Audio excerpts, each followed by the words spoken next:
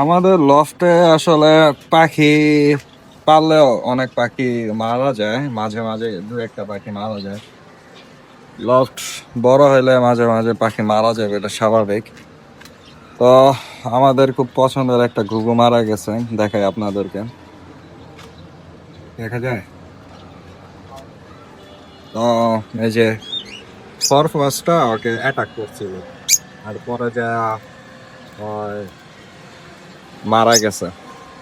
তো আমরা এটাকে, আমাদের ছাদে একটা গাছ আছে, গাছের নিচে এই টুকটাক যেসব পাখিরা মারা যায় তাদেরকে আমরা ওই গাছের নিচে মাটি দিয়ে রাখি।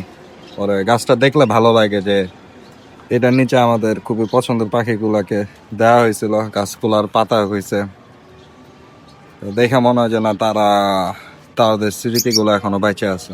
তো আপনাদেরকে দেখাই কিভাবে আমরা কাজটা করি। তো এই যে ছাদে এসে বসছি, আমার সাথে ছোট আছে আর ঘুঘুরাও সাথে আনছি। তো এই সেই গাছ, যে গাছটার নিচে আমরা আসলে কোনো পাখি মারা গেলে ওই পাখিরে মাটি দেওয়ার চেষ্টা করি। তো আমরা দেখি কিভাবে কি করি।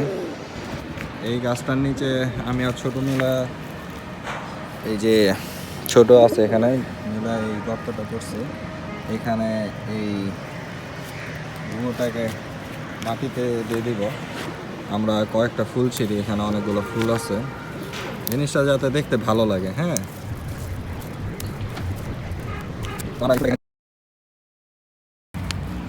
তো এই যে ঘুঘু আমাদের খুবই শখের ছিল, ওকে দিয়ে দিলাম, দিয়ে মাটি দিয়ে দিই। সব জিনিসই এমনই, যে জিনিসটা একদিন আসবে ওই জিনিসটা তো একদিন চলে যাবে। মাইনে না কষ্টকর হইলেও মাইনে নিতে হয়, কিছু করার নাই। যেহেতু বাসায় এত পাখি আছে, পাখিগুলোকে পালি, একটা না একটা সময় কোনো না কোনো পাখি মারা যায়। আমাদের হাতে যতটুকু থাকে আমরা চেষ্টা করি যে পাখিটাকে বাঁচানোর। পাখিটা তো আল্লাহর ইচ্ছা, মালিকে যদি না চায় আমরা তো চেষ্টা করে পারবো না। আর মালিকে যদি চায় তখন মনে করেন যে 2-3 মাস 4 মাস হয়ে যায়, তাও পাখিটা মরে না।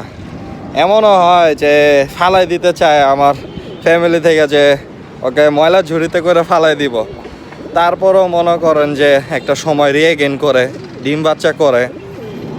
ওইটাই আর কি বললাম যে আল্লাহ মালিক যদি চায় যে ওকে বাঁচাবো, কেউ মারতে পারবে না। আর আল্লাহ মালিক যদি চায় যে না, ওর হায়াত শেষ, মরে যাবে, কেউ বাঁচাইতে পারবে না।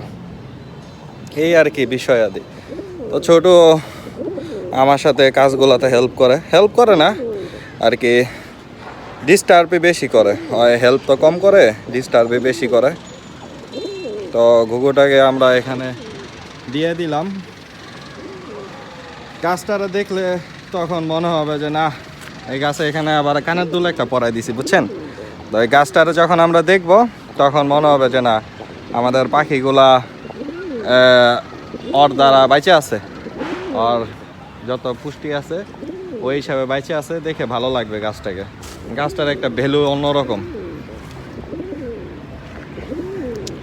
তো এই আর কি, আজকের ভিডিও একটু কষ্টদায়ক হইলো, এটাই বাস্তবতা আর কি। দেখাইলাম আপনাদেরকে আমি কিভাবে স্মৃতিটা ধরে রাখতে চাই ওদের। তো ধন্যবাদ সবাইকে দেখার জন্য।